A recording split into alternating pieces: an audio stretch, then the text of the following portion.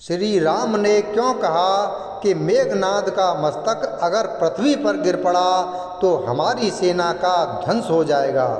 सुलोचना वासुकी नाग की पुत्री और लंका के राजा रावण के पुत्र मेघनाद की पत्नी थी। लक्ष्मण के साथ हुए एक भयंकर युद्ध में मेघनाद का वध हुआ। उसके कटे हुए शीश को भगवान श्री राम के शिविर में लाया गया था। अपने पति की मृत्यु का समाचार पाकर सुलोचना ने अपने ससुर रावण से श्री राम के पास जाकर पति का शीश लाने की प्रार्थना की, किंतु रावण इसके लिए तैयार नहीं हुआ।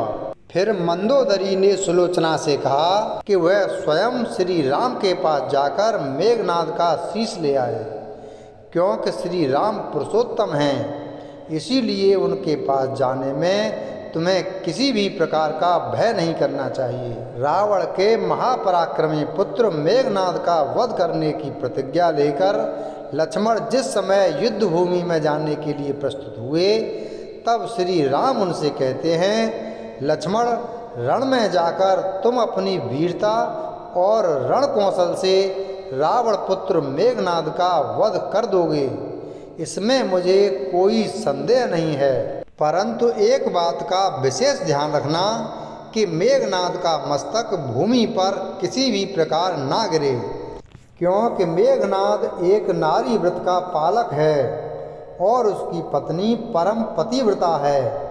ऐसी साध्वी के पति का मस्तक अगर पृथ्वी पर गिर पड़ा तो हमारी सारी सेना का ध्वंस हो जाएगा और हमें युद्ध में विजय की आशा त्याग देनी पड़ेगी।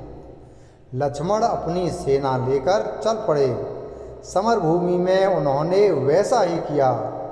युद्ध में अपने बाणों से उन्होंने मेघनाद का मस्तक उतार लिया, पर उसे पृथ्वी पर नहीं गिरने दिया। हनुमान उस मस्तक को रघुनंदन के पास ले आए।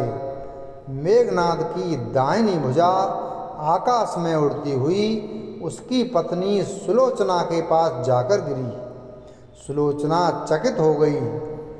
दूसरे ही क्षण अत्यंत दुख से कातर होकर विलाप करने लगी, पर उसने भुजा को स्पर्श नहीं किया।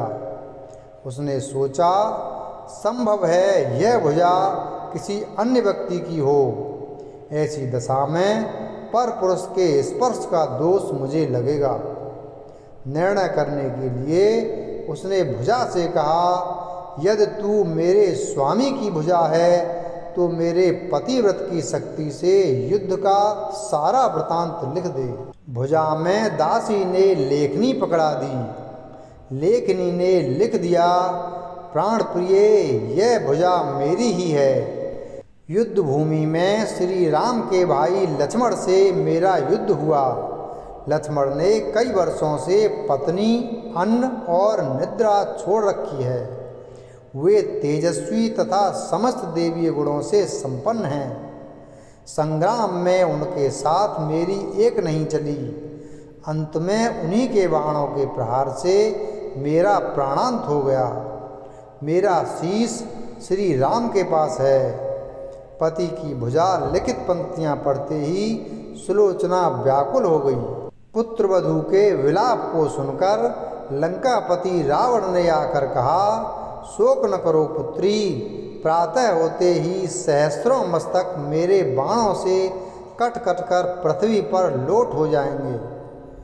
मैं रक्त की नदियां बहा दूंगा। करुण चीत्कार करती हुई सुलोचना बोली, पर इससे मेरा क्या लाभ होगा पिताजी? सहस्रों नहीं करोड़ों शीश भी मेरे स्वामी के शीश के अभाव की पूर्ति नहीं कर सकेंगे।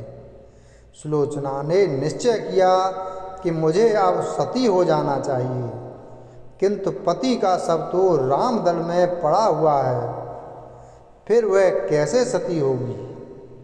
जब अपने ससुर रावण से उसने अपना अभिप्राय कहकर अपने पति का शव मंगवाने के लिए कहा, तब रावण के मना करने पर मंदोदरी ने कहा, देवी तुम स्वयं ही रामदल में जाकर अपने पति का शीश प्राप्त करो। जिस समाज में बाल ब्रह्मचारी हनुमान, परम जितेंद्रिय लक्ष्मण, तथा एक पत्नी व्रती भगवान श्री राम विद्यमान हैं, उस समाज में तुम्हें जाने से डरना नहीं चाहिए। मुझे विश्वास है कि इन स्तुत्य महापुरुषों के द्वारा तुम निराश नहीं लौटाई जाओगी। सुलोचना के आने का समाचार सुनते ही श्री राम खड़े हो गए और स्वयं चलकर सुलोचना के पास आए और बोले, देवी, तुम्हारे पति विश्व के अत्यंत पराक्रमी योद्धा थे। उनमें बहुत से सद्गुण थे, किंतु विधि की लिखी को कौन बदल सकता है। आज तुम्हें इस तरह देखकर मेरे मन में पीड़ा हो रही है। सुलोचना भगवान की स्तुति करने लगी। श्री राम ने उसे बीच में ही टोकते हुए कहा, देवी, मुझे लज्जित न करो। पतिव्रता की महिमा अपार है, उसकी शक्ति की तुलना नहीं है। मैं जानता हूँ कि तुम परम सती हो। तुम्हारे सतीत्व से तो विश्व भी थर्राता है। अपने स्वयं यहाँ आने का कारण बताओ कि मैं तुम्हारी किस प्रकार सहायता कर सकता हूँ। सुलोचना ने अश्रुपूरित नयनों से प्रभु की ओर देखा और बोली, राघवेंद्र, मैं सती होने के लिए अपने पति का मस्तक लेने के लिए यहाँ आई हूँ। श्री राम ने शीघ्र ही ससम्मान मेघनाद का शीश मंगवाया और सुलोचना को दे दिया।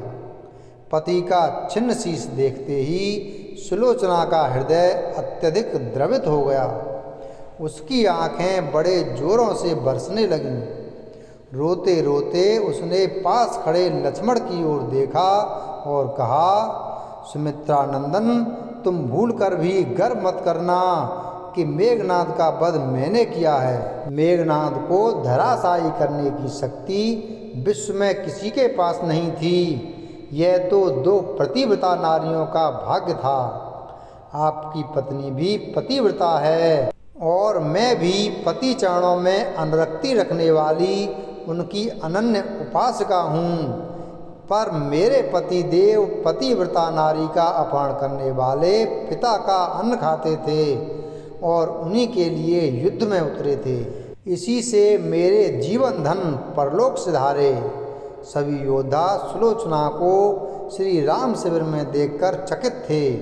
वे यह नहीं समझ पा रहे थे कि सुलोचना को यह कैसे पता चला कि उसके पति का शीश भगवान श्री राम के पास है। जिज्ञासा शांत करने के लिए सुग्रीव ने पूछ ही लिया कि यह बात उन्हें कैसे ज्ञात हुई कि मेघनाद का शीश श्री राम के शिविर में है। सुलोचना ने स्पष्टता से बता दिया, मेरे पति की भुजा युद्ध भूमि से उड़ती हुई मेरे पास चली गई थी। उसी ने लिखकर मुझे बता दिया। व्यंग भरे शब्दों में सुग्रीव बोल उठे, निष्प्राय भुजा यदि लिख सकती है, फिर तो यह कटा हुआ सिर भी हंस सकता है। श्री राम ने कहा, व्यर्थ बातें मत करो मित्र। पतिव्रता के महात्म को तुम नहीं जानते। यदि वह चाहे तो यह कटा हुआ सिर भी हंस सकता है। श्री राम की मुखकृति देखकर सुलोचना उनके भावों को समझ गई। उसने कहा, यदि मैं मन वचन और कर्म से पति को देवता मानती हूँ तो मेरे पति का यह निर्जीव मस्तक हंस उठे। सुलोचना की बात पूरी भी नहीं हुई थी कि कटा हुआ मस्तक जोरों से हंसने लगा।